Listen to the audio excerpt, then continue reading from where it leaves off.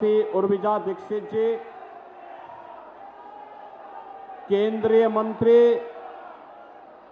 और भारतीय जनता पार्टी, अपना दल, राष्ट्रीय लोक दल, निषाद पार्टी, सुहेलदेव राजभर पार्टी के संयुक्त प्रत्याशी श्री भानु प्रताप सिंह वर्मा जी, प्रदेश सरकार में मेरे सहयोगी मंत्री श्री राकेश सचान जी, हमारे माननीय विधायक श्री गौरी शंकर वर्मा जी, मूलचंद निरंजन जी, जवाहर सिंह राजपूत जी, जिला पंचायत अध्यक्ष श्री घनश्याम अनुरागी जी, जिला पंचायत अध्यक्ष चित्रकूट से अशोक जाटव जी, जिला पंचायत अध्यक्ष श्री पवन गौतम जी, पूर्व विधायक श्री छोटे सिंह चौहान जी, पूर्व विधायक श्री नरेंद्र सिंह जादौन जी, मंच पर उपस्थित लोकसभा के प्रभारी श्री मदन पांडे जी, लोकसभा के संयोजक श्री श्याम सिंह सिसोदिया जी, आज के इस कार्यक्रम में उपस्थित आरएलडी के अध्यक्ष श्री मनोज बुधौलिया जी, जिला अध्यक्ष श्री ध्रुव गुप्ता जी, अनिल निरंजन जी, सुहेलदेव राजभर पार्टी के अध्यक्ष श्री कालूराम प्रजापति जी, लोकसभा के इधर इस क्षेत्र के क्लस्टर प्रभारी संत विलास शिवहरे जी और भारी संख्या में आज जालौन के उरई में आयोजित इस चुनावी सभा में उपस्थित जालौन संसदीय क्षेत्र से जुड़े हुए मेरे सभी उपस्थित बहन और भाइयों, अपनी हस्तशिल्प के लिए और मेहनतकश अन्नदाता किसानों के परिश्रम और पुरुषार्थ की इस पावन धरा को कोटि कोटि नमन करते हुए मुझे बताया गया कि पिछले 3 घंटे से आप इंतजार कर रहे हैं। इस भीषण गर्मी में भारतीय जनता पार्टी के लिए आपने जो अपना स्नेह दिखाया है, इसके लिए आप सभी उरई वासियों का, जालौन वासियों का मैं हृदय से अभिनंदन करता हूं, स्वागत करता हूं। बहनों और भाइयों, हमारा जालौन डिस्ट्रिक्ट कालपी के कागज के लिए और जालौन के मटर के लिए विख्यात है और वन डिस्ट्रिक्ट और वन प्रोडक्ट के आधार पर आज ये दोनों चीजें वैश्विक मान्यता को प्राप्त कर रही हैं।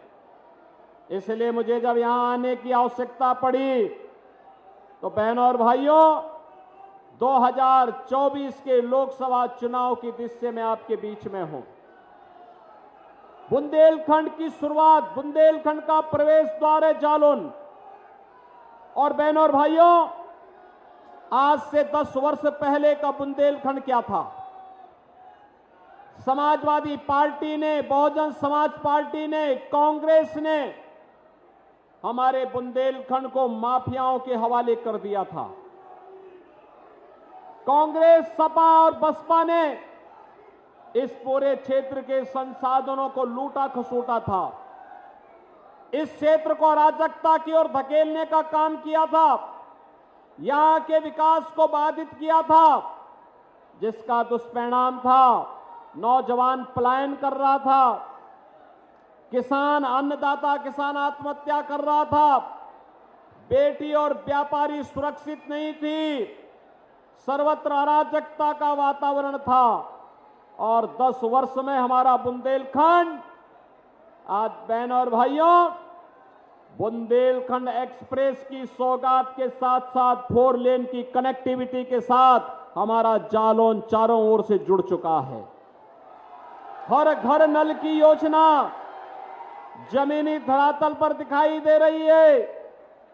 डिफेंस कॉरिडोर, में बनने वाली तोप जब भारत की सीमा पर गरजती है तो पाकिस्तानियों की पैंट गीली हो जाती है।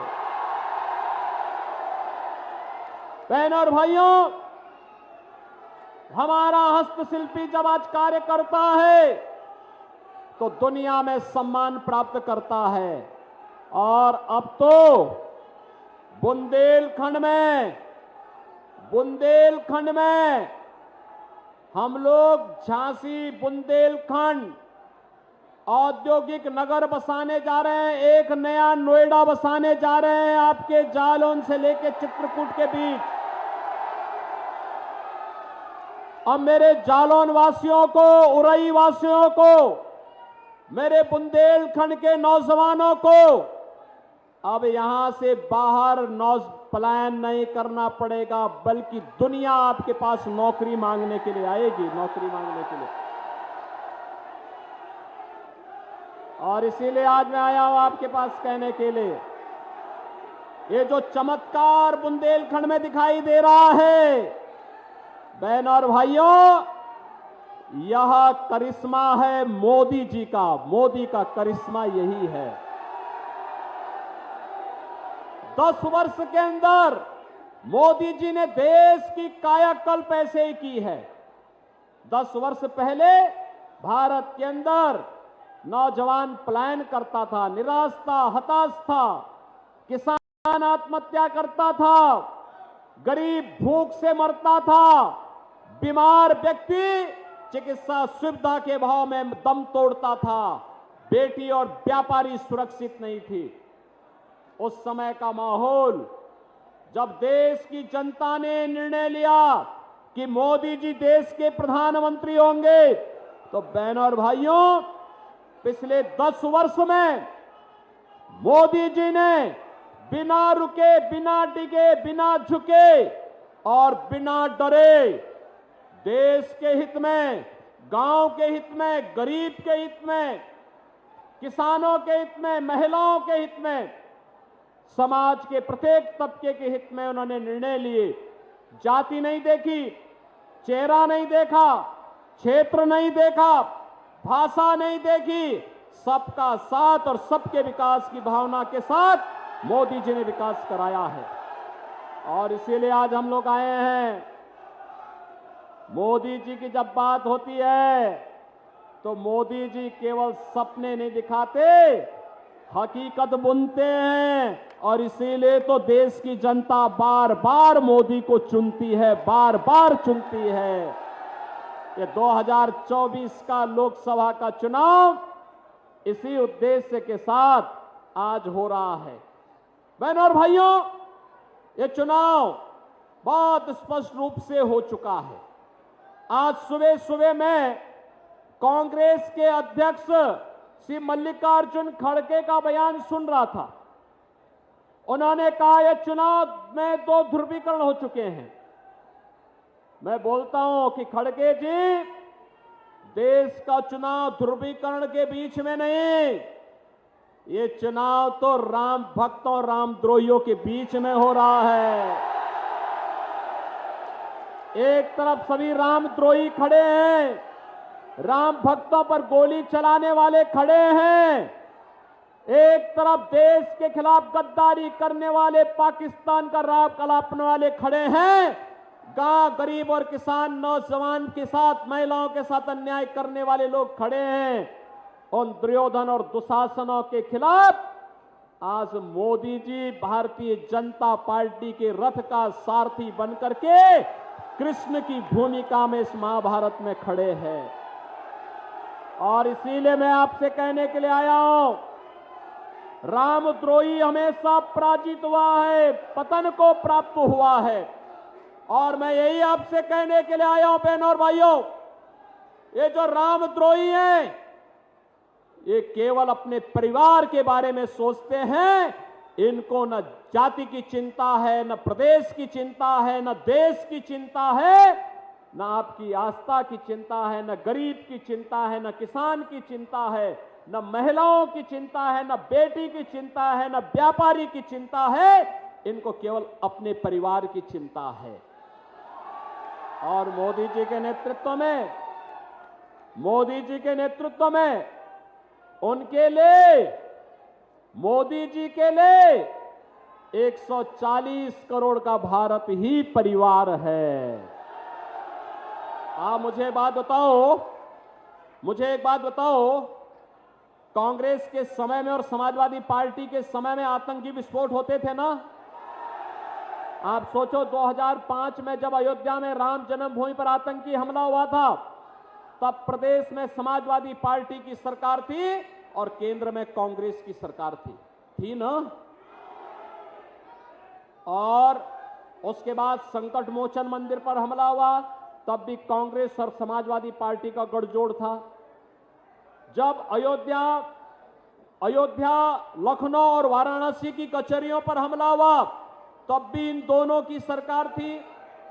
और बहनों और भाइयों, जब राम भक्तों पर गोली चली थी अयोध्या में, तब भी प्रदेश में समाजवादी पार्टी थी और केंद्र में भी कांग्रेस थी। और आज इसीलिए हम लोग आए आपसे कहने के लिए, मोदी जी के नेतृत्व में एक बदलते हुए भारत को हमने देखा है। एक नया भारत देश को सम्मान दे रहा है, देश को सुरक्षा दे रहा है, आतंकवाद और नक्सलवाद की समस्या का समाधान कर रहा है। आज आप देखते होंगे, पहले जो आतंकी विस्फोट होते थे ना, पाकिस्तान पे हम कहते थे, ये भानु प्रताप वर्मा और मैं दोनों सांसद थे, और तब भी हम बोलते थे कि भाई ये विस्फोट हो रहे, रोको। तो कांग्रेस के लोग क्या कहते थे आतंकवादी सीमा पार से है, यही बात कहते थे, यानी पाकिस्तान प्रस्त आतंकवादी है, हम कुछ नहीं कर सकते थे। लेकिन बहनों और भाइयों, आज मोदी जी का शासन है, अब कहीं पटाखा भी जोर से फट जाए ना, तो पाकिस्तान पहले सफाई देता है कि मेरा हाथ नहीं है। ये परिवर्तन है, क्योंकि पाकिस्तान को पता है अगर समय रहते सफाई नहीं दी तो भारत का कहीं बहादुर जवान पाकिस्तान के अंदर घुस जाएगा तो पाकिस्तान की ऐसी की तैसी कर ही देगा। बहनों और भाइयों, ये कांग्रेस के लोग धमकी देते हैं। क्या धमकी देते हैं? कहते हैं कि पाकिस्तान के पास एटम बम है। तो मैंने कहा, क्या हमारा एटम बम क्या फ्रीज में रखने के लिए है क्या? अरे पाकिस्तान से बड़ा एटम बम हमारे पास है। और पाकिस्तान की हालत तो देखो ना, क्या हाल है पाकिस्तान के, देख रहे हो रोज समाचार पत्रों में। भारत 80 करोड़ गरीबों को फ्री में राशन दे रहा है, और पाकिस्तान में 1 जून रोटी के लिए 1 किलो गेहूं के लिए छीना झपटी हो रही है। जैसे मोहल्ले के अंदर आप देखते होंगे ना, कुछ जीव आपस में रोटी के टुकड़े के लिए छीना झपटी करते हैं, यही छीना झपटी पाकिस्तान के अंदर आज आप देख सकते हैं। और मैं तो बार बार कहता हूं, पाकिस्तान का राग अलापने वाले, अरे भारत पे बोझा मत बनो, चले जाओ पाकिस्तान में भीख का कटोरा लेकर के, तुम भी वहां पर जाकर के भारत को क्यों कलंकित करना चाहते हो? और इसीलिए मैं आज आपसे कहने के लिए आया हूं कि बहनों और भाइयों, ये जो परिवर्तन आपको देखने को मिला है, आज बुंदेलखंड हमारा बदल गया है, यही परिवर्तन पूरे देश के अंदर है। हाईवे बन रहे हैं, रेलवे की बेहतर कनेक्टिविटी हुई है, डिफेंस कॉरिडोर बन रहा है। अब तो हमारे बुंदेलखंड के डिफेंस कॉरिडोर में बनने वाला हथियार भारत की सुरक्षा में एक अवैध दुर्ग बनकर के भारत को सुरक्षा प्रदान कर रहा है। बहनों और भाइयों, आज बुंदेलखंड एक्सप्रेसवे बुंदेलखंड के विकास की धुरी बन चुकी है। बुंदेलखंड के एक एक उत्पाद को पहचान मिल रही है। कालपी का कागज हो या जालौन का मटर, ये दुनिया के अंदर आज छाता हुआ दिखाई दे रहा है। और इसीलिए मैं आपके पास आया हूं कहने के लिए कि बहनों और भाइयों, ये सब तो मोदी जी ने किया ही, लेकिन आज आपके लिए वर्तमान और भावी पीढ़ी को बताने के लिए भी है। कांग्रेस तो इस लोक को नरक में बदल रही थी, मोदी जी ने इस लोक को सीधे सीधे वर्तमान पीढ़ी को कितना खुशहाल जीवन दिया है। आप देख सकते हैं मोदी जी के नेतृत्व में आप अपनी वर्तमान और भावी पीढ़ी को बता सकते हैं। क्या बता सकते हैं? कह सकते हैं कि देखो भाई, हमने मोदी जी के साथ मिलकर के उनके नेतृत्व में, योगी जी के साथ मिलकर के उनके नेतृत्व में हम लोगों ने 500 वर्षों का इंतजार समाप्त करके अयोध्या में रामलला को विराजमान करवा दिया है। बोल पाएंगे ना? बोलेंगे ना? ये सच है कि मोदी जी के नेतृत्व में हुआ है, लेकिन इसका श्रेय आप सबको है, क्योंकि आपका जो वोट कमल चुनाव चिन्ह पे गया है, यही मोदी जी की सबसे बड़ी ताकत है। और इसलिए श्रेय आपको भी, ये श्रेय आपको भी। बहनों और भाइयों, आने वाली पीढ़ी को तो आप बता ही पाएंगे, लेकिन साथ साथ इस लोक के बाद जब परलोक में जाना होगा, वहां अपने पूर्वजों को ही बताएंगे कि आपके संकल्प की पूर्ति करके हम लोग आए हैं। जो आस आपकी थी कि अयोध्या में हमारे रामलला विराजमान हो जाए, जिसके लिए करोड़ लाखों हिंदुओं ने अपने आप को बलिदान किया था, उस संकल्प की पूर्ति करके हम आए हैं। हमें आशीर्वाद दीजिए, हमें भी शरण दीजिए, पूर्वजों का आशीर्वाद भी प्राप्त होगा। बहनों और भाइयों, ये भारतीय जनता पार्टी है। भारतीय जनता पार्टी की राजनीति देश के लिए है, गरीब के लिए है, किसान के लिए है, महिलाओं के लिए है, नौजवानों के लिए है, कलाकारों के लिए है, हस्तशिल्पियों के लिए है, समाज के हर एक तबके के लिए है। और इसीलिए मैं आपके पास कहने के लिए आया हूं, जिन लोगों ने बुंदेलखंड के संसाधनों को हड़पने का काम किया था, जिन लोगों ने बुंदेलखंड को माफियाओं के हवाले किया था, जिन लोगों ने बुंदेलखंड के सामने पहचान का संकट खड़ा किया था, जिन लोगों ने आपकी सुरक्षा में सेंध लगाने का काम किया था, जिन लोगों ने आपके विकास को बाधित किया था, जिन लोगों ने आके नौजवान को प्लान करने के लिए मजबूर किया था,